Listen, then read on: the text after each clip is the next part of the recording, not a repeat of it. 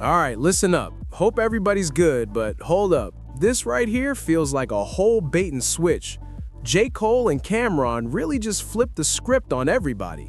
For the past couple of months, these two have been going back and forth over a potential lawsuit, and it all stems from Camron saying he never got what he was owed from Cole. Apparently, they worked on a record together a few years back. Cole was supposed to return the favor either by doing an interview or hopping on a track for Cam. But according to Cam, after reaching out multiple times and getting nowhere, he started feeling like Cole was straight up avoiding him. That's when things escalated, and he decided to take it legal. Now, the last time we heard about this situation, Camron actually came out and broke everything down in detail. What happens? Being a man is keeping your word. And I know everybody's busy and everybody has things to do. But if I give you my word 4 or 5 times, I got to do it. So on his first project he did, I did an intro for him. I did the record for him for his intro. I told him I may need a verse whenever I get a project done. He said, cool. He had another project. I did a record in 20 minutes. I knocked that shit out and went off about my business. I need a verse. I'm exaggerating, but he's like the chakra ain't right now. And, you know, the moon got aligned with the stars. And, you know, like when I write, I put my all into it. Okay, let's put your all into it then. You know what I'm saying? Give me that verse. He called me twice to do something, and I did it. One day you have 48 hours to do it. Then I knocked the other thing out as soon as I came to New York, because you ain't want to send me a record, you want to be in the studio with me. I knocked it out. Cool, you don't give me the record. Then I said, you know what, forget the record. Let's do an interview. I got a project coming out in June. Let's do it around there. Cool, June is coming.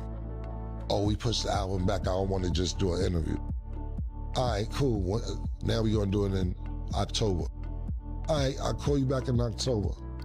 Yo, what's up? Oh, man, Killer, you say, I tell you October, you call October, huh? Yeah. Yeah. So now this is when all the beef is going on with Kendrick Lamar.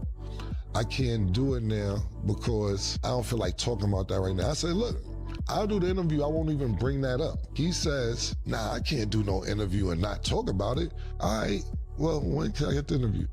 Yo, February, definite. February, I'm dead ass on February. February come. Yo, what's up? Oh, shit. Yo, I'm still working, man. Well, hold up. Turns out these two either sat down and worked it out behind the scenes, or this whole thing was genius marketing from the jump. Because now J. Cole and Camron are suddenly linked up for an interview that's about to drop on the show. Fixing somebody's collar. I don't know what may happen next time she...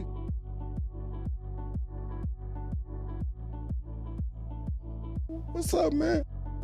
I'm just saying, like, a lawsuit, bro? Lawyers? You know, it wasn't like that.